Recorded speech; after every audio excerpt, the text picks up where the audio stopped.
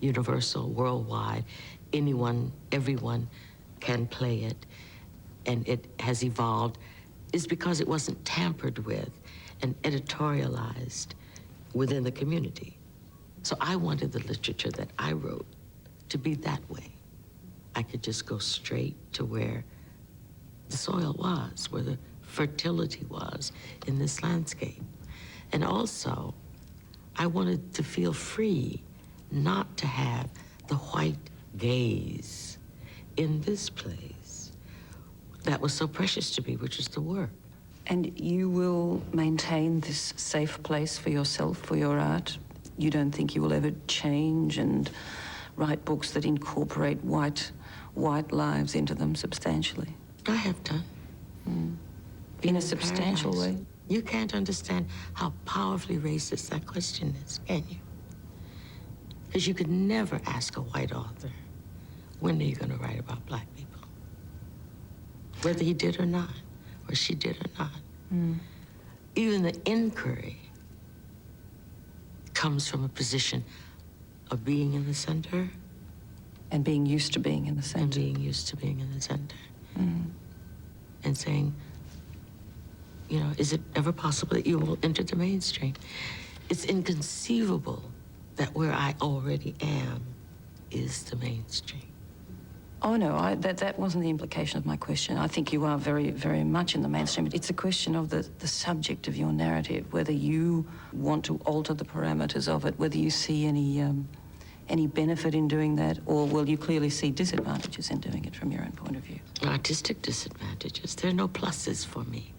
Being an African-American writer is sort of like being a Russian writer who writes about Russia, in Russian, for Russians. And the fact that it gets translated and read by other people is a benefit. It's a plus. But he's not obliged to ever consider writing about French people or Americans or anybody. When we were talking earlier about you being or not being in the mainstream. One more.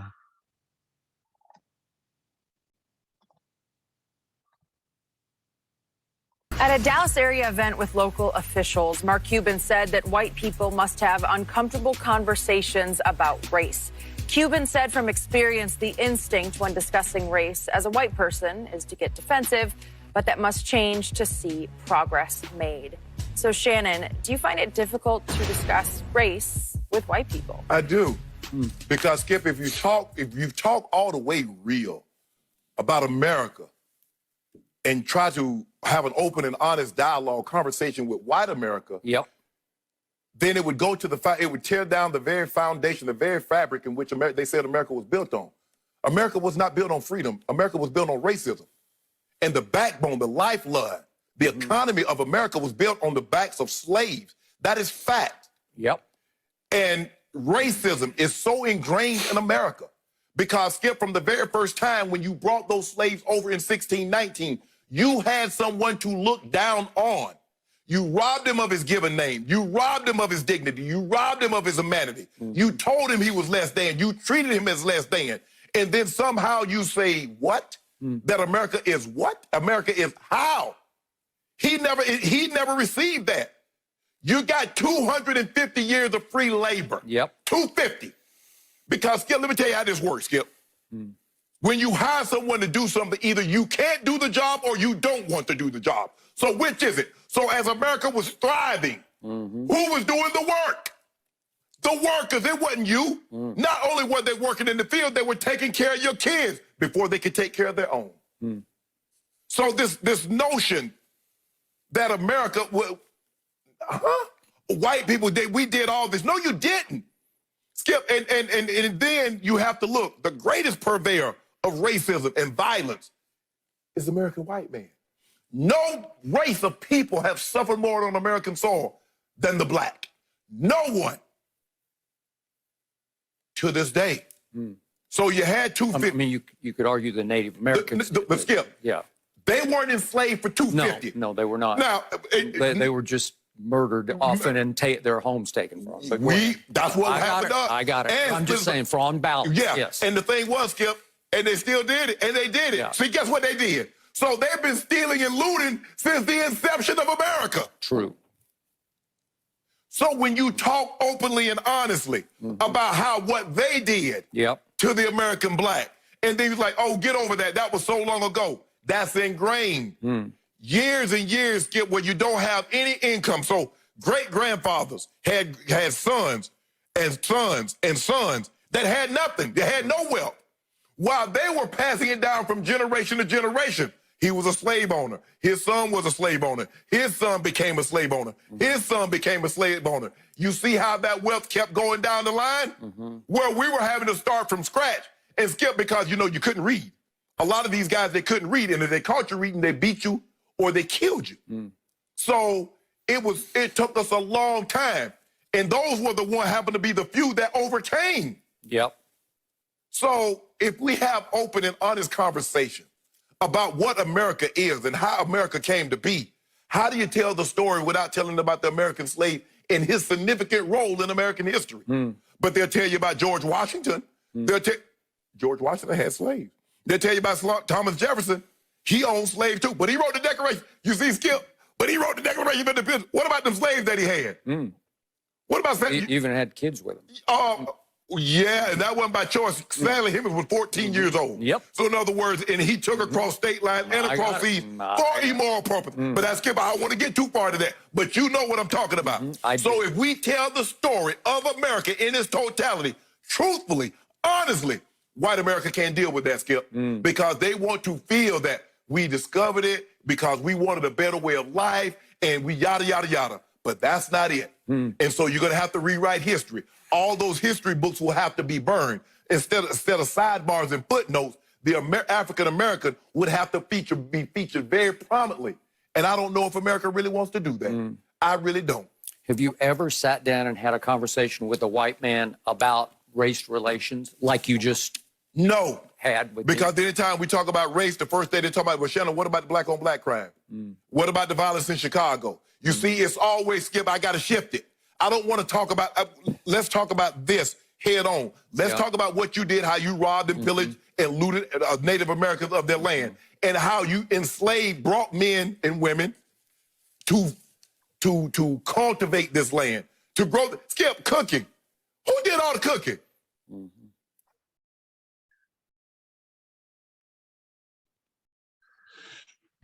So, I am always mindful as I share from the space of a 56-year-old young man from Los Angeles, California, whose parents grew up in Winona, Mississippi, the same Winona, Mississippi that Emmett Till visited and was picked up by his uncle, which ultimately led to his death.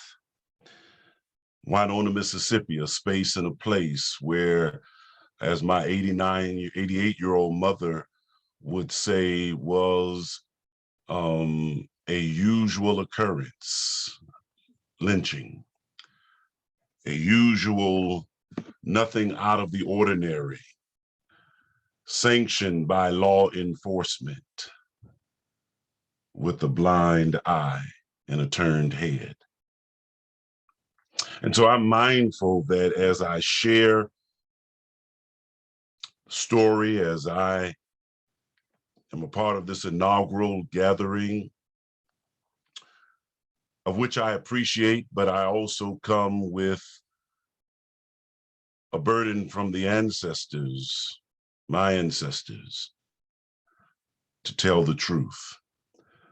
To tell the truth from what would be perceived as a objective newscast that speaks about Carter G. Woodson's effort, and even understanding that the purveyors of violence did not erupt in 60s, but often, just like in the South, Detroit and other places, up north even, there were a preponderance of white men that were purveyors of violence initiated against Black people. The powerful voice of Toni Morrison, her own powerful story of her father's viewing of lynched men and how that impacted their own development. And yet it gave her a sense of determination and passion, so that when she wrote, she did not have to write as an appendage, but she made Black life central and center in her novels. A concept that the British reporter couldn't necessarily fathom. A concept that America is challenged to fathom, not being in the center, not wondering why oftentimes when the statement is, let's transcend race, it is often put upon Blacks to transcend race, but others are not asked to transcend anything. They're asked to bring who they are and all they are. And so I am thankful that Ms. Toni Morrison, she brought Black life as a central stream of storytelling. And then in the sports world, there are ways in which Black and brown bodies have been commodified, as in the enslavement days, to make great profit for predominantly white men. Shannon Sharpe did that well. And as other athletes turned sportscasters, he, with a conscience, speaks what is also spoken in many barbershops, in many beauty parlors, in several pulpits.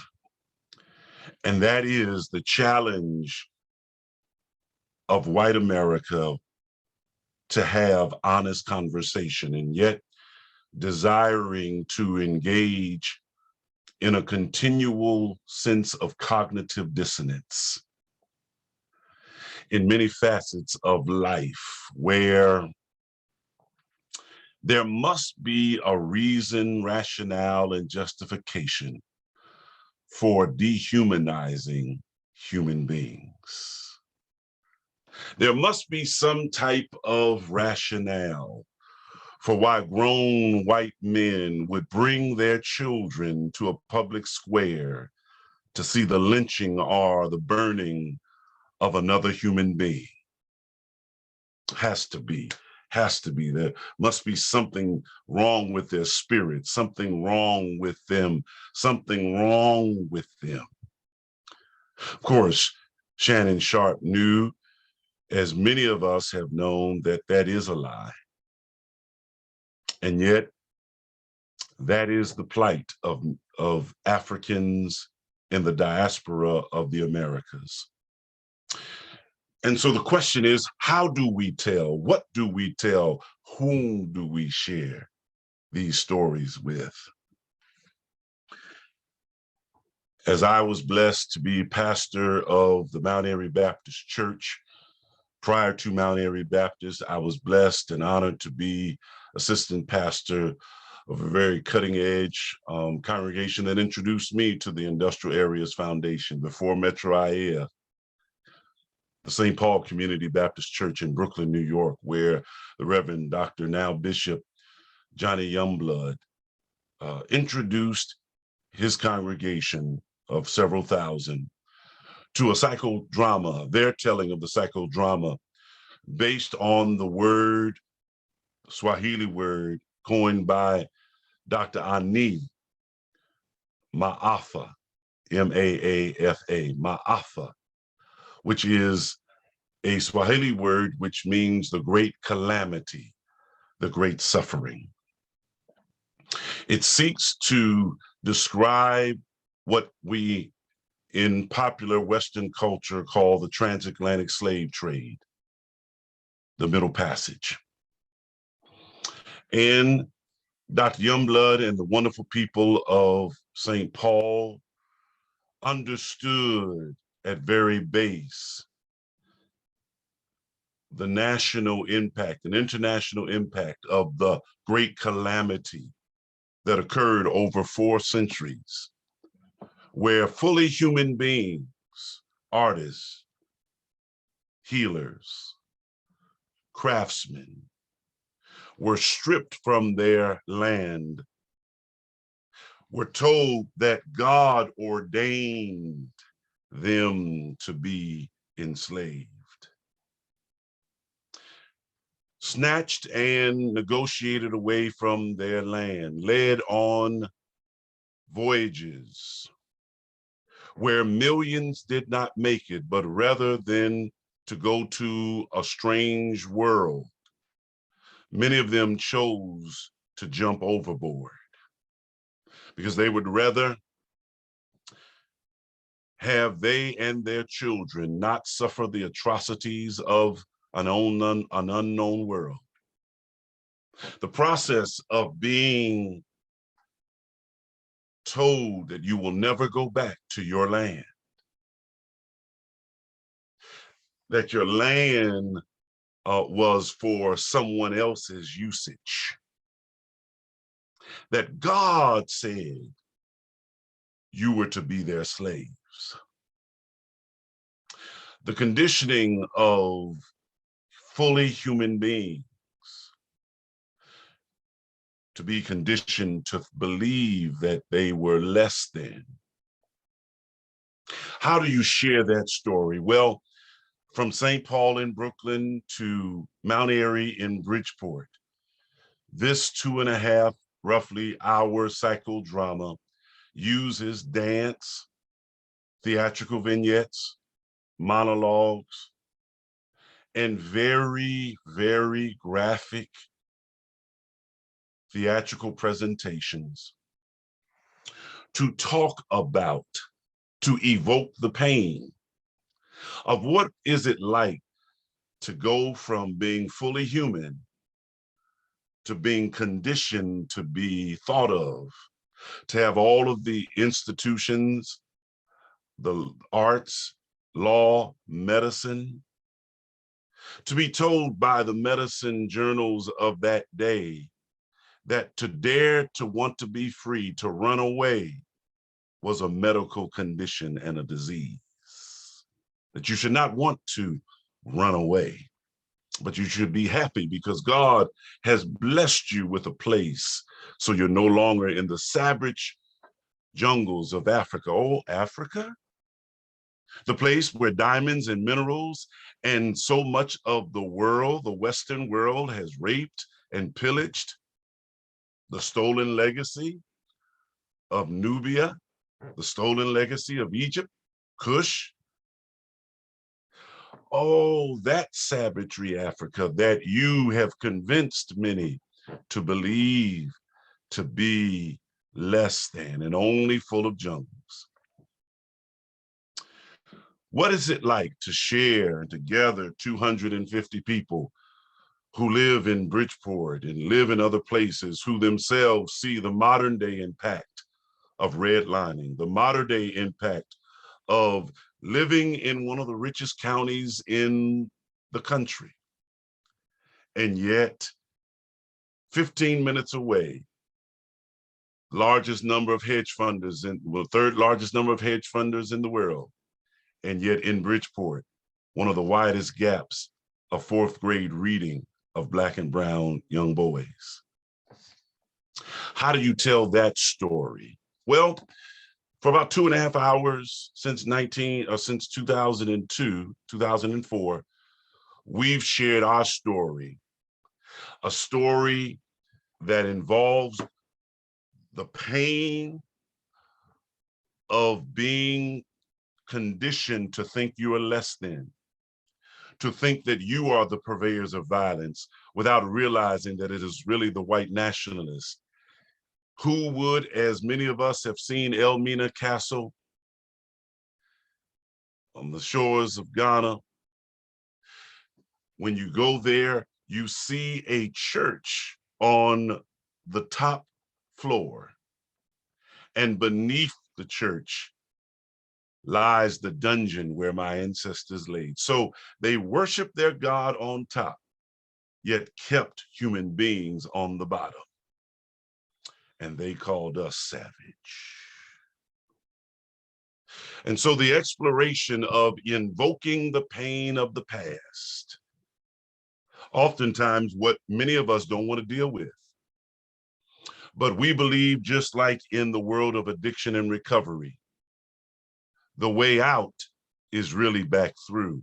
The only way to free yourself from the stigma of it is to work back through it. And so the Ma'afa journey that we have, invoking the pain of the past, building a strong and powerful future, is really about us sharing the very genius and the very resourcefulness of our ancestors, who in the midst of a very dehumanizing experience over centuries, use their creativities to survive, use their genius and their skills, even when they were their drums were taken away, even when you could be beaten for attempting to read.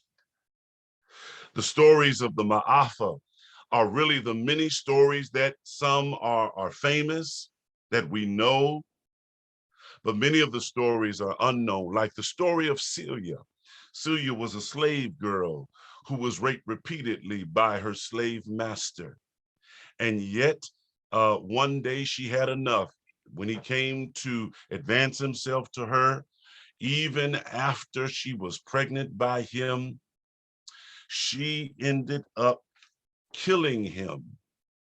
And as a result of killing him and cutting his body into pieces, she was eventually hung, as in that day, of course, enslaved Africans had no rights that whites had to acknowledge. And yet her story was a story that we will not take this lying down. And so a part of the Ma'afa commemoration that we engage in since 2002, that has now included about 15 to 20,000 persons, is we journey with them. We affirm the personhood, the dignity, that we had life and family and village and genius and skill before we entered this Ma'afa experience. And since this process, not 1863, but even to this day, we are ever reaching and ever calling ourselves and this nation to reckon with it, with its past and its present, so that we might be able to celebrate what can become. I think I'll stop there and receive questions, thoughts, or comments. Ooh, it's a lot to consider, Pastor. Thank you.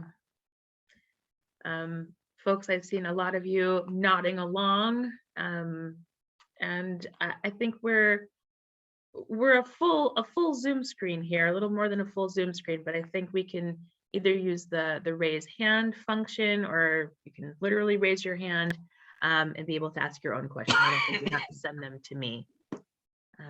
So someone would like to ask the first question, the floor will be yours. Linda, fine. I see, well, there's a lot to learn. There's a lot of personal stories that we've been told tonight, not just the vague enslavement that we've learned. But the question now is, what do we do now? How do we change this without, we have to learn about this, but we can sit here and nod our heads and shake our heads, but what can we do to change the narrative, or not the history, but the going forward? Well, I think a part of going forward is there is in African mythology what's called a Sankofa bird. A Sankofa bird in mythology is the imagery of a bird, the figure of a bird who's looking backwards in order to go forward, so that the bird is informed of his past in order to move forward.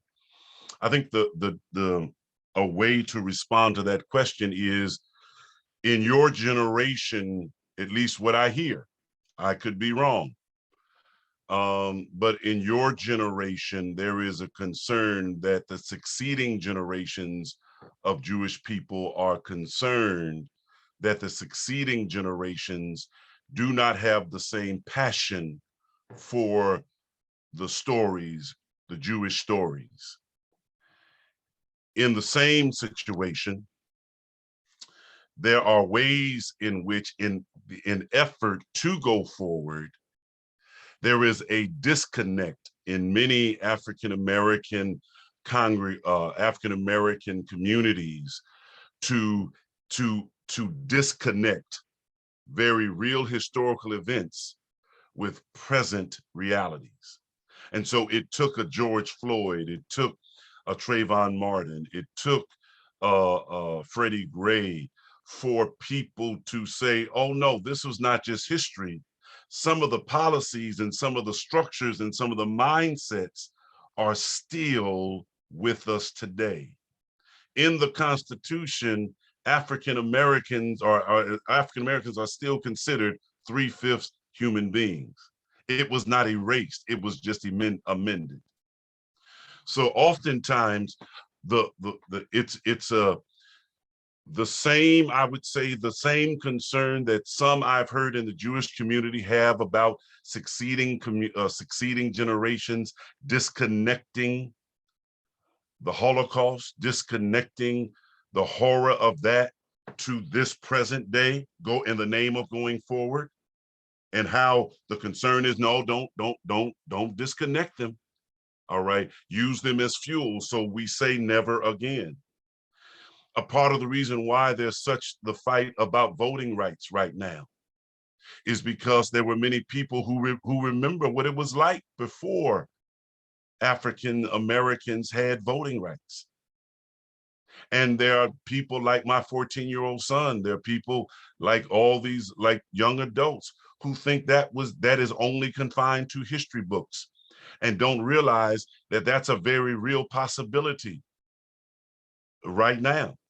So the going forward is to educate more people that it was a very real, and some of those policies are still in place. And all it takes is the wrong kind of leader doing the right kind of schism to normalize the mistreatment of people and to normalize what happens. As we talk about this young man, Daunte Wright, just this past week in Milwaukee, or just past month, earlier this month in Milwaukee. The judge in that case raised questions and was extremely lenient on the police officer Potter, who shot Daunte Wright dead. There is still a centering of whiteness. There is still a centering of law enforcement, such that cognitive dissonance could say, okay, it was tragic, but it's a life. Black life has never been valued. For Black people, law enforcement began as a way of corralling them, the ancestors. Toni Morrison said this about race. How do we move forward? She says, basically, I want to see a cop shoot a white unarmed teenager in the back. And I want to see a white man convicted of raping a Black woman. Then when you ask me, is it over? I will say yes. When that happens, then we can move forward. And in your journey, in your story, any hint of going back is met. Again, I learned my mother and father lived in an era where it was normalized for Blacks to walk off the sidewalk so whites could move in. Today, even in conversations of race, we still center white fragility. Today. So the way we move forward is as the white professor in Detroit mentioned. And the struggle, Stein, is that it's not something you get over. It's something that we keep fighting for. Because each generation keeps becoming disconnected from the history.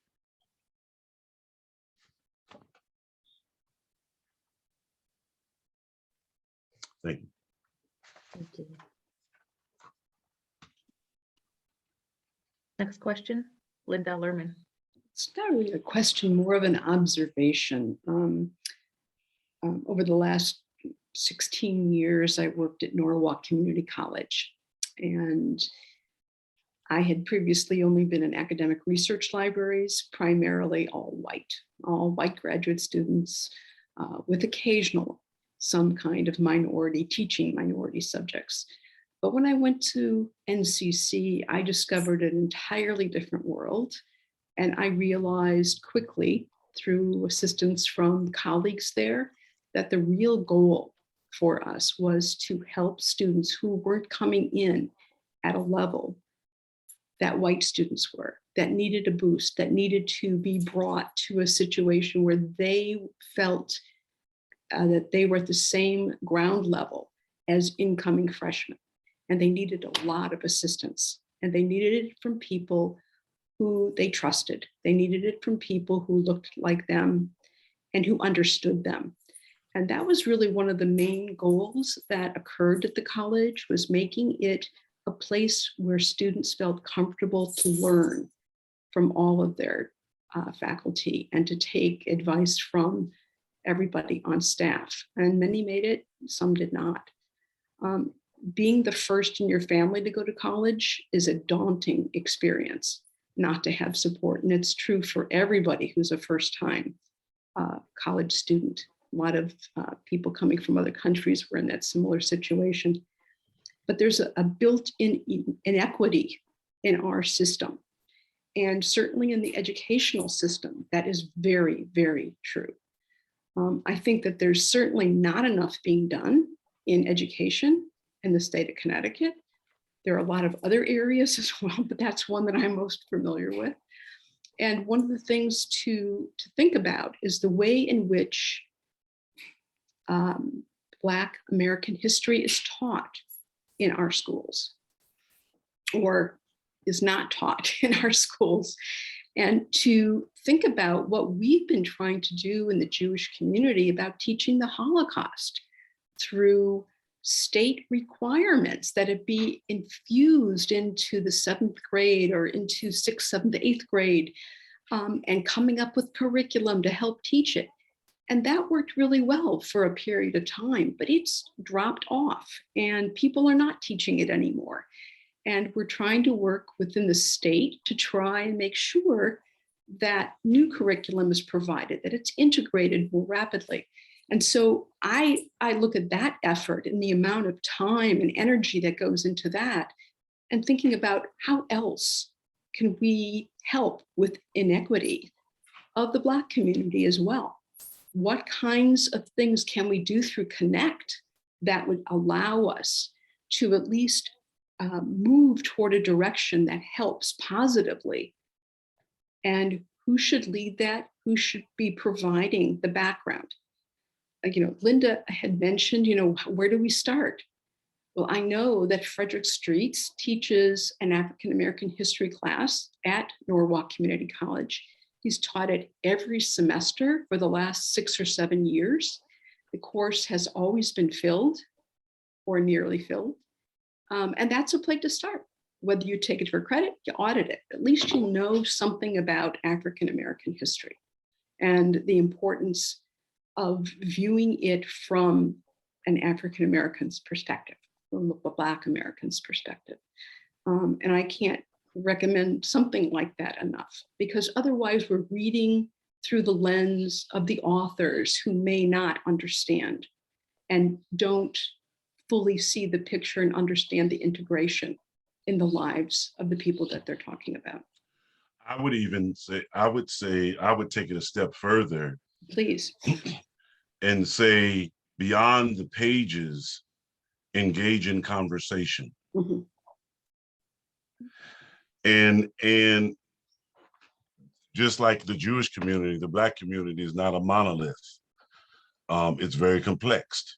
Mm-hmm. And when you understand that, you won't just look to read a book, mm-hmm. but you will also understand that many of the spaces and places that we call, well, you're different or you're special, many of these students are first, not because of any intellectual lacking, but because of, as you said, the generational inequities. Mm-hmm. The generational inequities that speak to, the struggle of starting is in our own communities when charity is given to not face white supremacy in America. Mm-hmm. Charity is good, but if you give charity and still hold that African Americans have particular perspective and deficiencies based on their genetic or innate ability or their lack of trying, as I think Shannon Sharp shared in the video, that oftentimes when we speak about this, police brutality, there is a way in which Africans or whites would often say, well, what about Black on Black crime? But we never ask, what about white on white crime? Mm-hmm. And because most crime is committed within the race, not outside the race. But the way media has shaped it, it gives the impression that somehow or another African Americans are more prone to criminal behavior, which is not true. But there has been an intentional narrative regarding African Americans. And so a part of why I always share, a place to start is perhaps your own preconceived notions about Black and brown people, the people of Bridgeport. It's not just South Africa, but the people of Bridgeport, the people that will make it difficult at times to come to assist. But Black people are afraid to come to Westport and Norwalk in certain places because historically law enforcement, we don't know what our engagement with law enforcement will ultimately lead. Mm-hmm. Will we stay alive? Mm-hmm. And that's difficult to conceive. As I was sharing with the rabbi regarding the hostage situation in Texas, and we had a good, honest conversation because the reality is, the Jewish leaders there accredited law enforcement for giving them the skill and the tactics and the resources to thwart the hostage situation. And that's wonderful. But the tension that we Black and Jewish people have to deal with is law enforcement in many Jewish communities is seen as a great resource. Can you also hear and understand, though, that that same law enforcement in Black and brown communities is seen as a threat and in some cases a terrorist? Mhm. And we have documentation to prove it. Mhm. When you, but if your world is not centered in our understanding, then you will think, well, if you would have just been good, if you would have just not talking back. I'm at Sacred Heart. I'm in these other places, white spaces where white students talk to police officers all kinds of disrespectful ways, but it never enters their mind that somehow or another that encounter will end with them getting physically hurt. Nor do I hear anybody in any conversation saying, well, if you would just teach your children, your white children, how to behave when you're in a company of police officers, then you don't hear that. Linda, I would be more pointed to say that's where you start, because it's not abstract then. Mhm. It's real, it's in Bridgeport. I know, so is my daughter. Yeah, it's in Bridgeport. All right. Okay. Think there's another question? Thank you. Think there's another question. Yeah, Stacy, you're up next.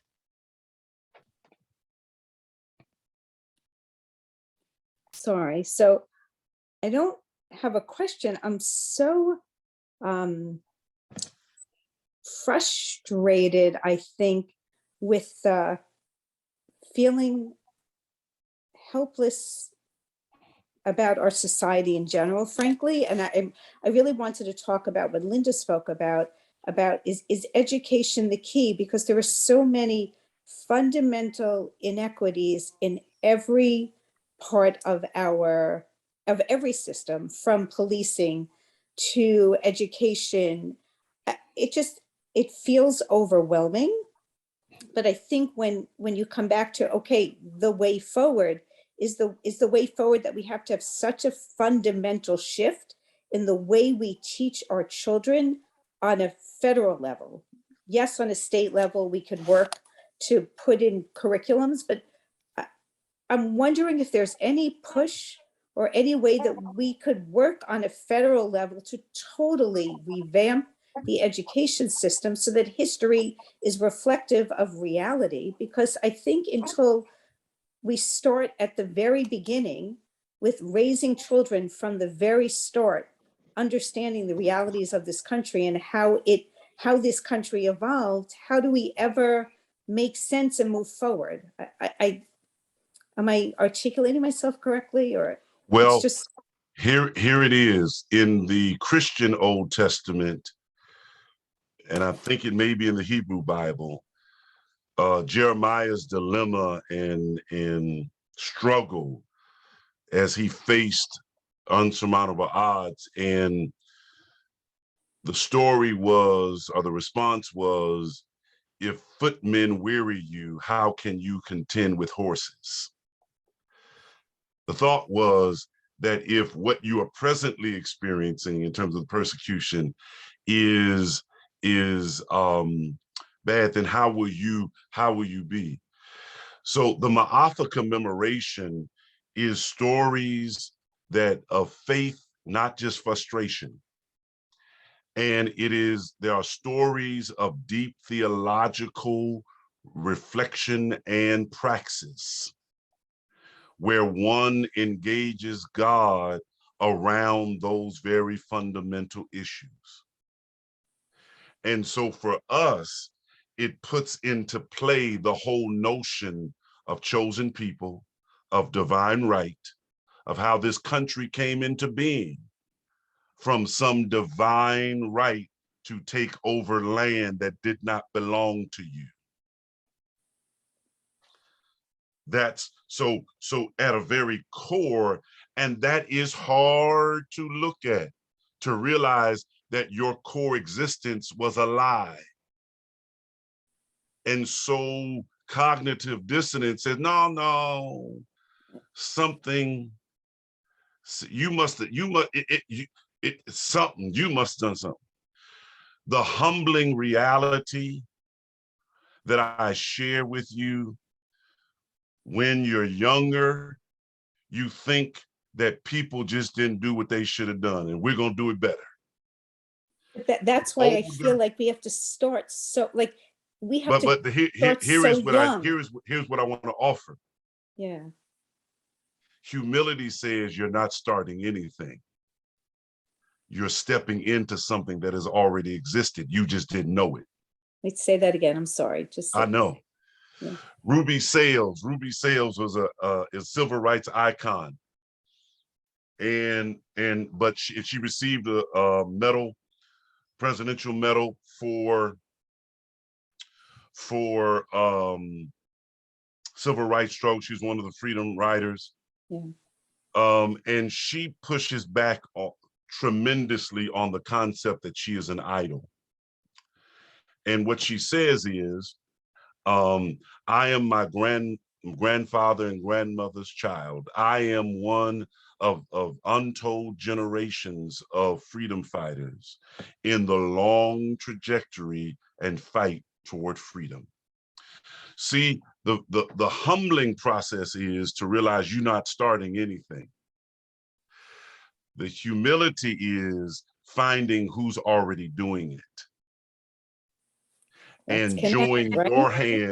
join your hands with the people in various places across. I love Elijah. Elijah is such an inspiration for me. The Hebrew Bible prophet, the old Christian Old Testament prophet, Elijah. When Elijah thought that it was over and he was the only prophet, God had to say there are 7,000 prophets who hadn't bowed down to Baal. Humility realizes, you know, as the African proverb says, when the student is ready, the teacher will appear. But oftentimes the student has to realize there have been teachers all along. And one's individual nirvana or revelation does not mean that there has not been other revelations previous. So humility says, I am not starting anything. I'm joining the stream of struggle that has already happened. It takes humility, and that's the struggle of generations. That's the struggle of white supremacists to believe in this narrative of discovery, like Christopher Columbus discovered America, which is so arrogant, but it is so white supremacist. As though you can dismiss the existence of human beings called the indigenous people. But that is the human struggle. But in America, in the Americas, that has been, so the humility of where you start tonight is what other churches, not even churches, even beyond Connect, what are institutions, certainly for intellectual stimulation. You know, I am the successor of Frederick Jerome Street, so I am building on his shoulders. But we both discovered the longer we pastored, the more humble we must be to realize what was it like in 1923 to say we believe God is building a collective of people together in the hollow section of Bridgeport to do work. 1923, preparing for the Great Depression. Black people were coming up from the North Carolina, South Carolina, thinking that New England, as we thought it was in those days, would be the promised land. What was it like for the people? All right. The longer both he and I pastored these great people of Mount Airy, we discovered they had so much to teach us. And if we could humble ourselves, because they were the lessons of how in the midst of frustration, because it's not going to end, how you still keep fighting. And I think that is a part of our Ma'afa commemoration, is to honor their labor, because many of them fought and struggled for what they could not live to see. But they fought and struggled anyway. And when you're younger, you think you think that doesn't mean anything. But I think you all know something about, as you get older, you realize, wow, they had more courage, more tenacity. And at the end of the day, that is the story of Black history in America, tenacity.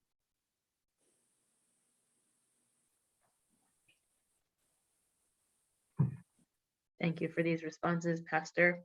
Cindy, I see your hand. You're next. Hi, I don't have a question. I just have, well, actually, yeah, it is a question. Sometimes some people may find it hard to strike up a conversation about racism. And while there are many stories out there, personal, within textbooks, what is a good way to kind of set the playing field so that the conversation doesn't ward off into a conversation about, you know, this is wrong, or the information or the facts are not all there, so you can't really say about racism as a whole. I have many friends, as you can see on Zoom here, that are not of color. And sometimes having a conversation about the topic can be a little touchy, not only with, you know, with people here, but with those that I work with. It can become somewhat sticky when you try to make a conversation about race and try to be factual in a sense about it as well. So what I have learned, thank you, Cindy, what I've learned is, I think I shared it earlier, when the student is ready, the teacher will appear. What I've learned that on some level, this is beyond facts, because you can have the facts as what happened on January 6th, and people will still, you know, create their own universe of facts. But that's been happening in America since its birth. What was it? It was Harriet Tubman who said, who risked her own freedom. She became free, and she kept going back trying to get enslaved people. And she said, and this is my point, she said she could have rescued more if they would have only known they were enslaved. And what I learned is, you know, I don't argue because I know the truth. And if you talk to a person long enough, if somebody came into your house right now and said, God said to leave your place, what would you do? So then think about what the indigenous people, think about all these other people. There is a way, again, I go back, start with your own reality. And I discovered that it is, again, the ancestors, you don't argue truth, but you don't back down from truth. And I think that's a part of the struggle. Everybody wants to be polite, nobody wants to mix it up. And so the whole battle now, and this proves my point, what I'm about to share. And it proves the point that I think you're making, which hence is why we never get over this. And probably our children will have this conversation. There are different people, and I would say it's not limited to Texas and Florida, that are trying to push their school districts not to have any conversation and books that makes students, white students, feel uncomfortable. Now hear that. Hear that. It is okay in the current situation that where Black and brown students don't see themselves in the history books. That is okay when the teacher talks about doctors, lawyers, but they don't see persons that look like them, or they're the exception, without, full communities of doctors and lawyers in Black and brown communities down South. But they don't hear that. They don't get those kinds of historic facts. It's okay for Black and brown students to feel less than, so long as we don't upset white children. That's the same kind of mindset that kept the institution of slavery in place, because it was set to maintain white life. So in a real sense, the system was working the way it was designed, to maintain white life and white well-being. That's read history, that is it. African Americans were used. In today's culture, you raise the question, how do you speak in a way that speaks facts, but doesn't veer off? Well, again, the question is, where are you veering off? Are you veering off to a point where a person doesn't want to receive the facts, or want to just counter the facts, say, well, they were white on, they're Black on Black crime, or they were Black slave holders? Yes. As Frantz Fanon says, the oppressed will often cooperate with the oppressor. All right, but that doesn't change the horror of what happened. And I guess the question is, who are you trying not to make uncomfortable? And in doing so, are you perpetuating, even though we're in New England, the same mindset? Can't let white folks get upset. I don't want to be offensive to white folk, don't want to be offensive to folk, where truth is truth. And the historic fact is, the main target of the institution of enslavement in America was Africans and African Americans. That and the wealth of the country came primarily through their backs, and the whole apparatus of education, science, arts, technology, all that was centered around lifting white life and subjugating Black life. How and that can be Cindy, that can be disconcerting, but it's still the truth.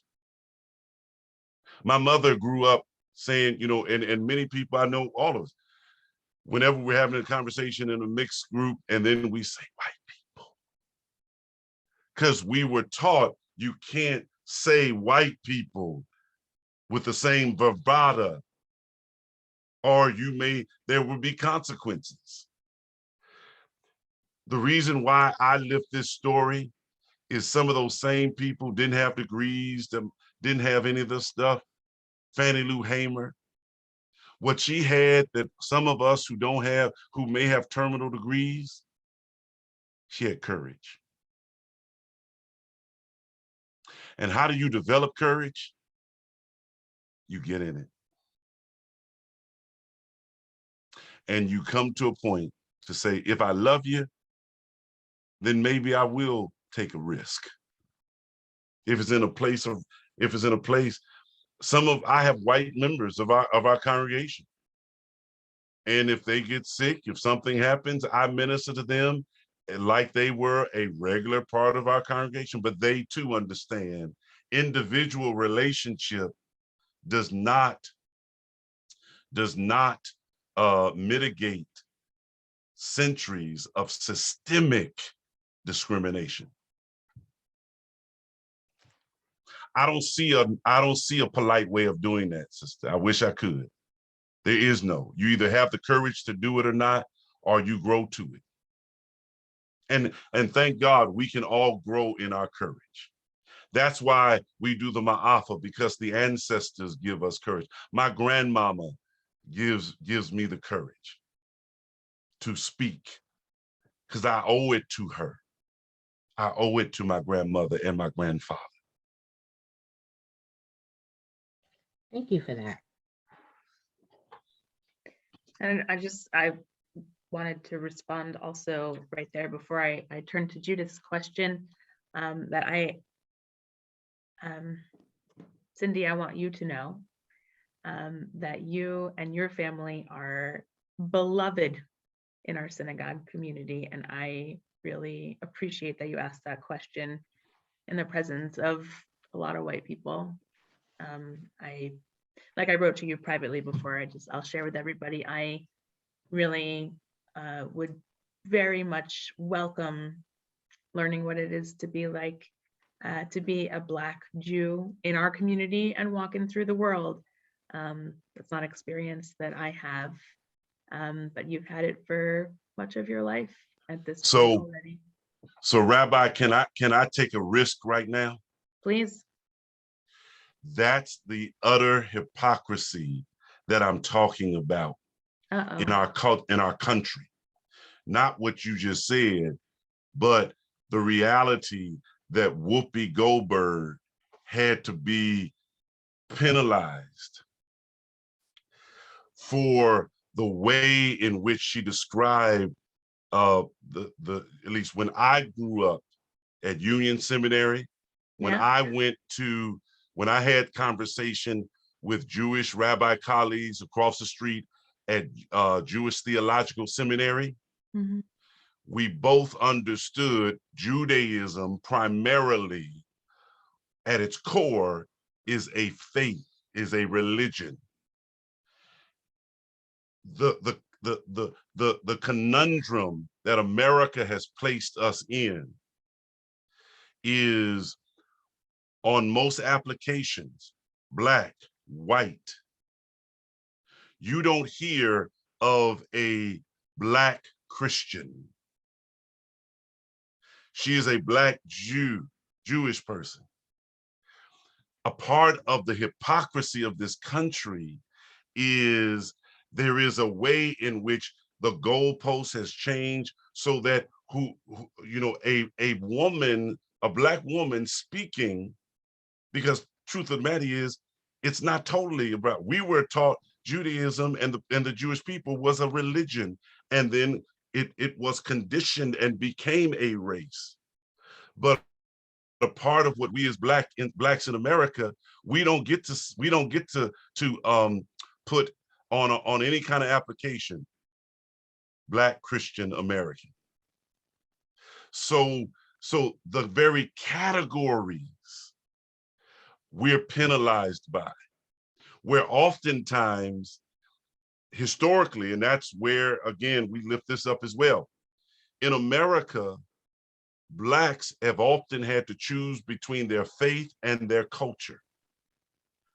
You could be Black or Christian. Dr. Jeremiah Wright was controversial. He's not controversial. He says what many African Americans, what I've shared on many occasions. I'm going to be unashamedly Black and unapologetically Christian. But it wasn't Dr. Jeremiah Wright. It was his United Church of Christ congregation before he came that, as a collective congregation, made that claim that we're not going to let people make us choose between our culture, Blackness, that whites have defined, this is Black, this is not Black, and our Christian faith, which they have also defined. You worship like this, not like this. The genius of the African-American faith tradition is, even when slaveholding Christians said, you must worship this way, you cannot worship with us. The genius of our people is they said, no, we will start our own denominations, and we will still be who God created us to be in terms of culture, and we will practice the faith that we see. So part of the dilemma, thank God Cindy is here, because she proves the point that it's not skin color that determines one's faith practice. All right, but we're in a culture where Black and brown people, Black people, are often penalized and forced to choose. And so we don't talk about being both, when in reality we are, or we're multiple. We're a variety of faiths, just like every other race of people. So go ahead. Just have a quick comment to make. I was listening today to the White House. It's a Jewish team that they have, and they had 3 different speakers talking about Jews of color. And the latest statistics show that for 25% of the Jewish families are now biracial, including ours. And so I think that within the Jewish community, there's a little bit more understanding of what it means to live in a biracial environment and more sensitivity. And I think that there will be a lot more conversations going on.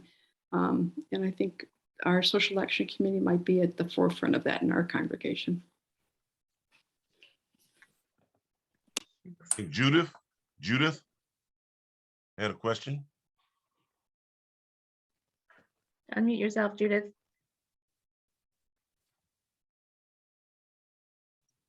Yes, I have both a question and a statement.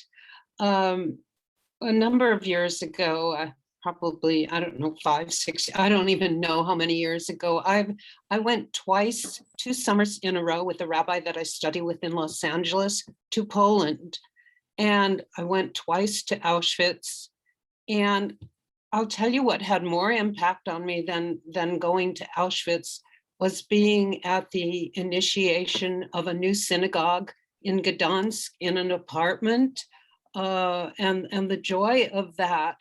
And I think it's very important that we learn about the Holocaust. I think it's very important that we learn the painful part of Black history. But how do we, in teaching our children these things, how do we also teach them joy as well as the pain of the history? Now, people can leave, especially if they're white, they can leave being Jewish, or they can leave being active participants. Obviously, if you're Black, you can't leave.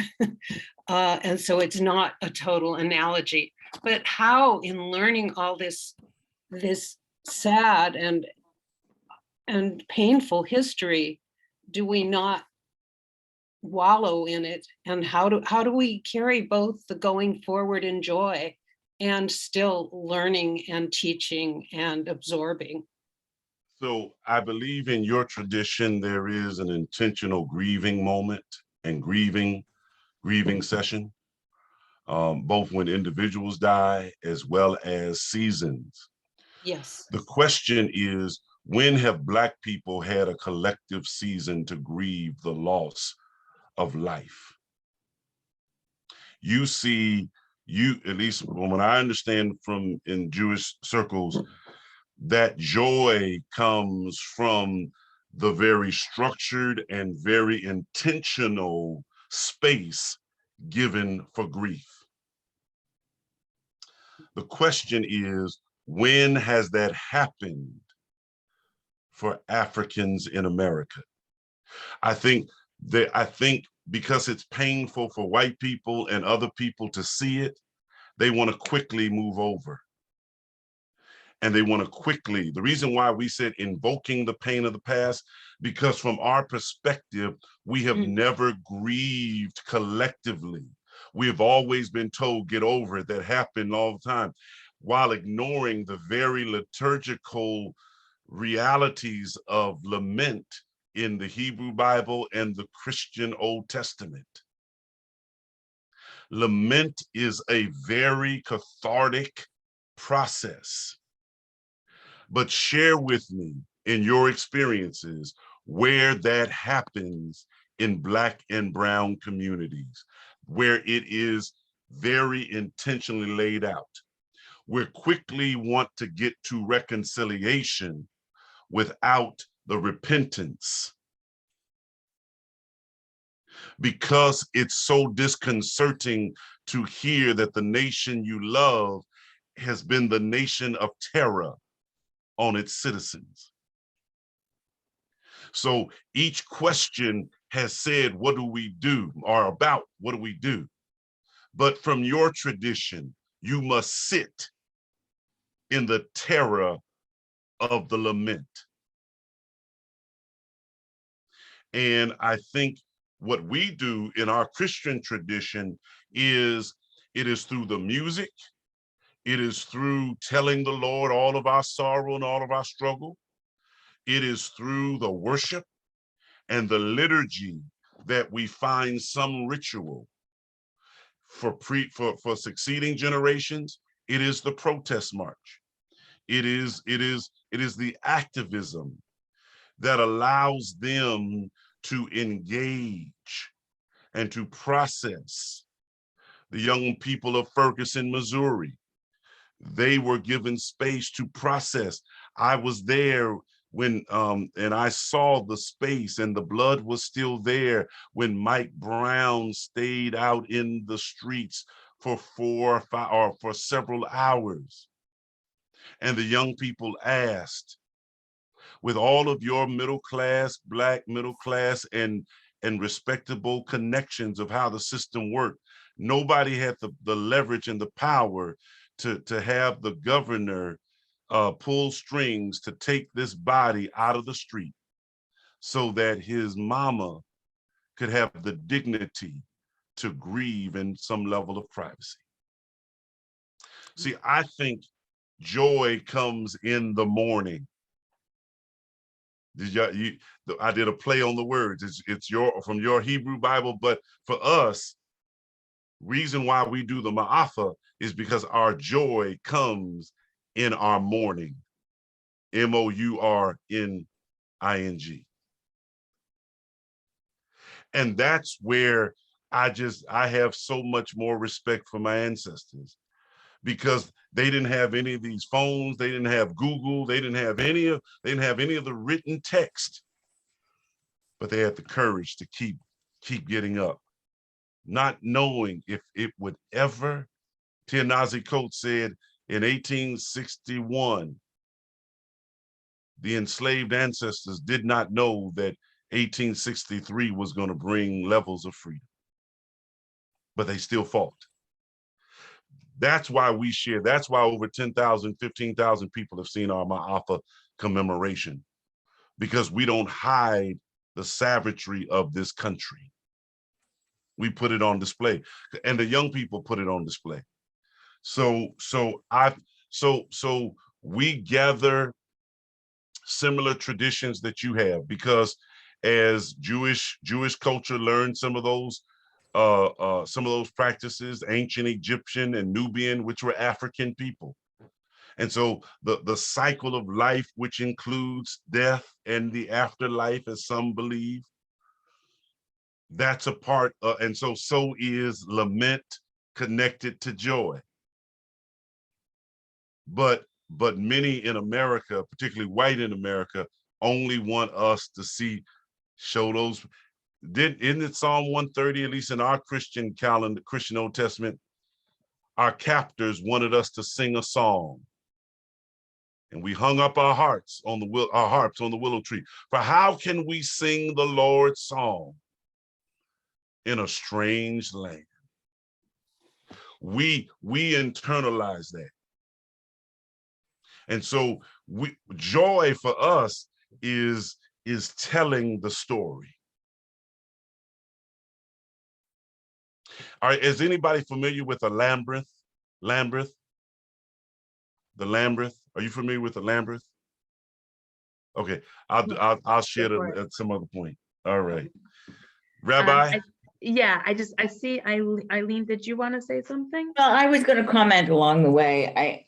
Just about people's reality of that people. I've just been I was so haunted by the McBride father and son and neighbor, and Aubrey, the man who was jogging through the neighborhood, who, I mean, that haunted me. And yet in their world, and then it went into a civil trial of whether it was racist, which, I thought, well, which fortunately, not fortunately, but it was validated. But I just thought, these people, this father and son, really believed that this was their right to protect their neighborhood, that this man had no business being there. And and I thought, how do you impact somebody's thoughts who really feels that way? I mean, we put them in prison, but just the thought that they would actually believe that what they did was valid, was a legitimate response to someone in their neighborhood. And so it's just that case particularly has haunted me. Those families and certainly him, Aubrey, who was just jogging. Thank you for that. Thank you for that. Because what you have to understand is that is not only history, but that's present day. It's present day, exactly, exactly. So we can reflect on how people viewed Black people, and it's still here, and it's shocking to me. But and I when don't mean to sound naive, but it haunted me that people actually would do this. And I think that's why when you only use as an on-ramp and an exit Dr. King, you can have a romanticized view of what Black history is about and about what this nation is about. The very real reality that there were postcards of lynchings of Black and brown people is a framing of a narrative that we want to relegate to a particular space, the South, where Right. lynchings, KKK was in Shelton, historically in Shelton, Connecticut. Harriet Beecher Stowe in the book Complicity, she's quoted as saying, slavery in the North was the way Southerners wanted it. All of the benefits, but none of the screams. So there is this genteel response of, oh no, how could this be? That's McBride is the face of racism. No, white privilege and white supremacy is you just shoot 8 people in Mother Emanuel, go an hour, the police officer politely asks you, will you please get out the car? And on your way back to the station, you are invited to have Burger King. That's what happened to Dylan Roof, where Black folks, so it's not where Black folk are dead just because. As an accomplished middle-aged African-American male, every time I see a police officer and a police officer is behind me, my heart wonders. So this is America. We don't get to take it off. People can choose to not deal with it. And so the question is, where have we as African Americans had an opportunity to lament? To lament. As a pastor colleague, friend of ours shared, COVID-19 was a snitch. It told on America and all of its inequities.